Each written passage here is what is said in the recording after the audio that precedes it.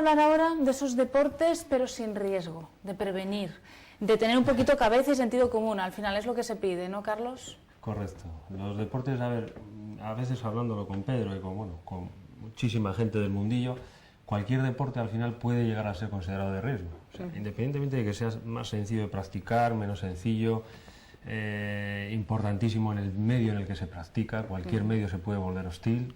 Puedes estar en el mar con 1 metro y tenerlo perfectamente controlado, o puedes meterte en el mar con 7 metros, como hace muy poquito hemos tenido aquí en las costas, y el riesgo lógicamente se multiplica por 100 o por 1000. Entonces ahí lo que hay que tener en cuenta siempre es la forma física de cada uno, importantísimo, saber dónde tenemos nuestro límite y lógicamente controlar siempre el medio en el que vamos a practicar el deporte, adecuarnos un poquito a las dos cosas, que es lo más importante. Bueno, vamos a ir viendo a lo largo de la entrevista imágenes de cuando esos deportes, pues como vemos aquí en esta gran ola, pues se llevan totalmente al extremo y donde, pues cualquier prevención se queda pequeña, ¿verdad?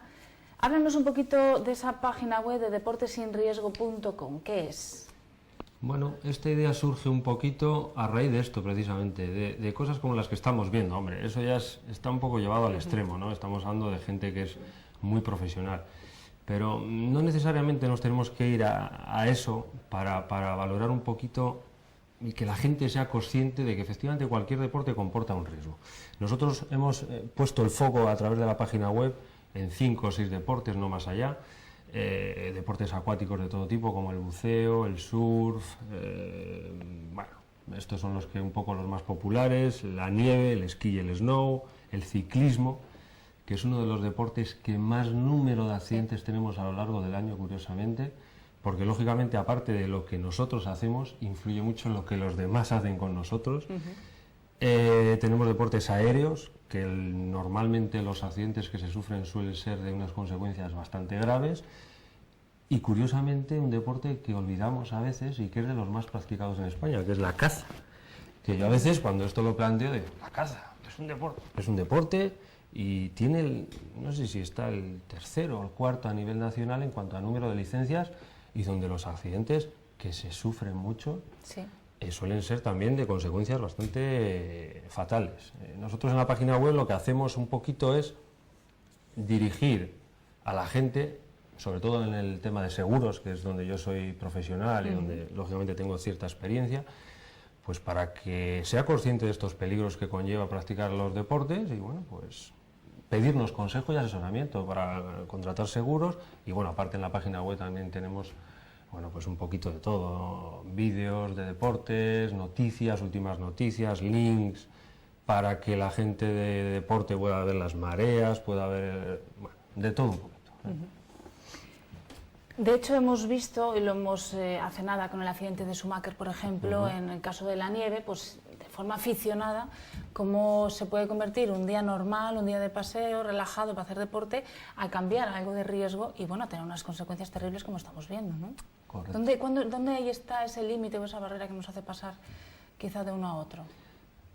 Es lo que acabo de comentar. A veces que no lo buscamos, es algo que surge. Claro. A ver, cualquier deporte conlleva, lógicamente, lleva un riesgo. ¿Por qué? Porque estamos realizando una actividad donde no podemos controlarlo todo. No es lo mismo quizás irse a andar, a dar un paseo o hacer running, que ahí más o menos todo está controlado, sabemos dónde vamos, no hay ningún factor externo que nos pueda influir para padecer un accidente.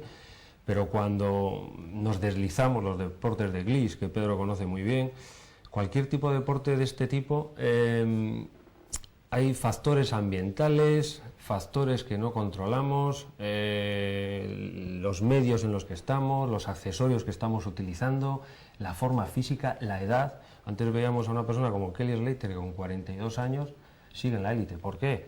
Pues porque mantiene una forma física espectacular. Entonces el riesgo de padecer, y aunque tenga un accidente, lo minimiza. O sea, no es lo mismo la lesión que se pueda producir él cayéndose que la que me pueda producir yo, una persona que hace deporte una vez a la semana. Claro. Entonces hay que tener mucho cuidado y controlar muy bien todas estas situaciones. Hacer muchísimo caso a la seguridad activa. ¿Cuáles son un poquito esos consejos, esas prevenciones que deberíamos de tener en cuenta todos y anotárnoslas bien? Pues primero, siempre lo que estamos hablando, ¿no? Controlar dónde voy a ir, dónde voy a practicar el deporte, en qué situación, factores atmosféricos, etc. Segundo, hacer muchísimo caso a todas las medidas, como por ejemplo las pistas de esquí, balizamientos, las medidas de seguridad que existen. En carretera, por ejemplo, pues las normas de tráfico, es así de sencillo, pero mucha gente a veces se olvida. El ciclista, por ejemplo, El ¿no? ciclista, muchas veces nos olvidamos que vamos por carretera y hay que mantener, lógicamente, pues unas normas que hay que cumplir y que eso Más en el caso del ciclismo, ahí son unas normas que casi hemos ido viendo cómo iban cambiando de año en año, Correcto, con lo cual llega un momento en que ya se desconocen cómo es la situación, ¿no? Perfecto, eso es. Ahora ya obligan a poner el casco en ciertas situaciones, después cada ayuntamiento saca sus propias normas, pero bueno, hay unas básicas. Luego está la circulación, si puede ser en pareja, en grupo o no, según qué casos. Correcto. Correcto. Y después, importantísimo, que yo también a veces hablando con la gente lo comentamos, hacer muchísimo caso de los veteranos. O sea, los veteranos en cualquier deporte hay que escucharlos, hay que pedirles consejo, hay que hablar con ellos, nos pueden decir en un momento dado en una playa por dónde te puedes meter y por dónde no. O sea, es importantísimo. Los veteranos en cualquier deporte ya han sufrido accidentes antes que nosotros y nos pueden aconsejar para que nosotros no pasemos por ahí. Y importante también, disfrutar sin competir. O sea, el deporte está hecho para disfrutar. El tema competición, bueno, pues es a otro nivel, a otra escala, y podremos competir en un día concreto, etcétera. Pero la mayoría de los días tenemos que tomarlo como un disfrute y no estar todo el tiempo intentando competir con el que tenemos al lado, porque eso, lógicamente, puede llevar a consecuencias fatales.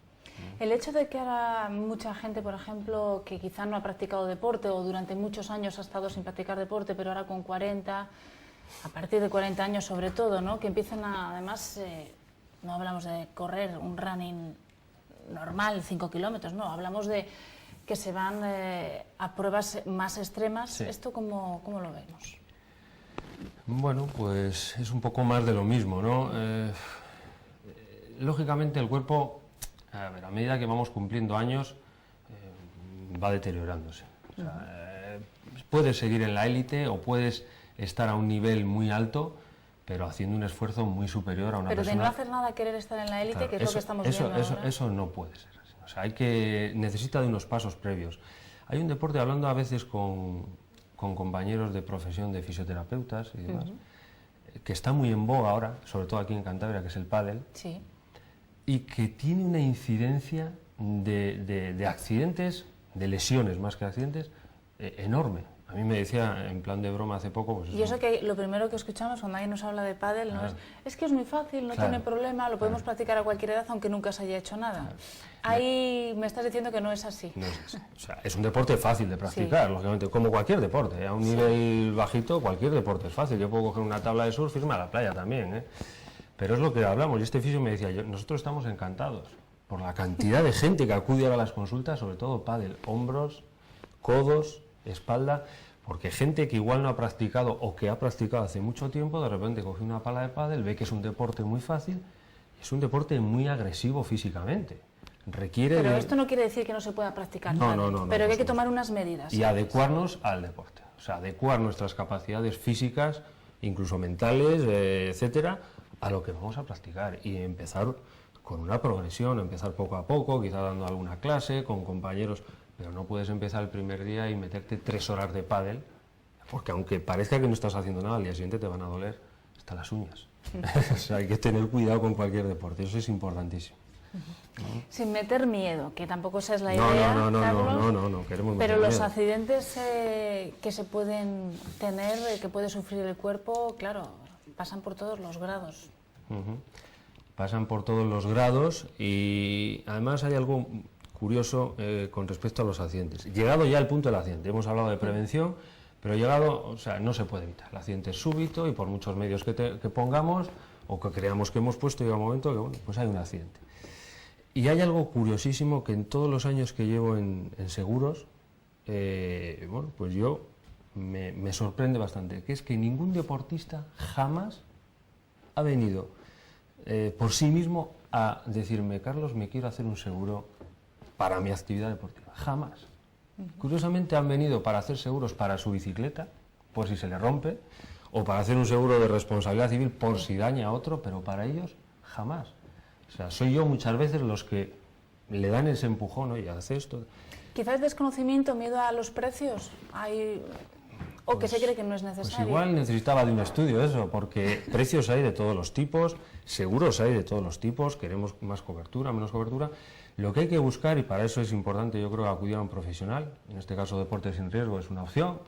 Nos mandan un correo y mucha gente nos pide consejo y yo incluso les llamo después. Lo más importante es decir, oye, vamos a ver, yo practico este deporte y me gustaría cubrir esto. O sea, soy autónomo, si mañana sufro un accidente y tengo una rotura de una pierna, automáticamente dejo de percibir ingresos. Eso hay que tenerlo en cuenta. Si sufro un accidente, pues necesito o tendré unos gastos médicos. Bueno, pues tenemos la seguridad social, pero igual quiero otra opción. Gente que tiene patrocinadores, que una lesión le puede provocar una pérdida de patrocinadores en un momento dado. O gente, el otro día lo hablábamos también con un amigo en común, ¿verdad? Surfista, y donde llevas toda una vida preparándote para competir. Eso requiere una inversión muchas veces, requiere gastos, y después cuando igual estás en lo más alto, cuando ya estás preparado, tienes una lesión que trunca tu carrera deportiva y te tienes que dedicar a otra cosa, y es así de sencillo. Y esas Parece que solamente hemos oído, ¿no? Que solo lo hacen esos seguros los grandes deportistas, ¿no? Claro, ¿Cuántas veces claro, hemos oído en cuánto tiene valorada las manos Iker Casillas, por ejemplo? Pero vamos, que se puede hacer de forma Eso es un un poquito, poco no dejan de ser marketing. medidas de prevención, etcétera, y bueno, tener un poquito en cuenta, que nunca está, salvar los Sí, trastos, sí. ¿no? Por si acaso, Correcto. ¿qué diríamos? Eso más que nada es un poco de marketing también. Las compañías aseguradoras, precisamente para movernos a los demás, bueno, pues han asegurado las manos y tal, pero para que nos demos cuenta de que, claro, Iker Casillas, por ejemplo, si tuviera un accidente con sus manos, tendría que dedicarse a otra Yo cosa. creo que pocos ahorros, algún ahorro debe tener, fíjate. Sí, hombre, este hombre- Concreto. y estará bien asesorado para, ¿verdad? Para... Pero eso no...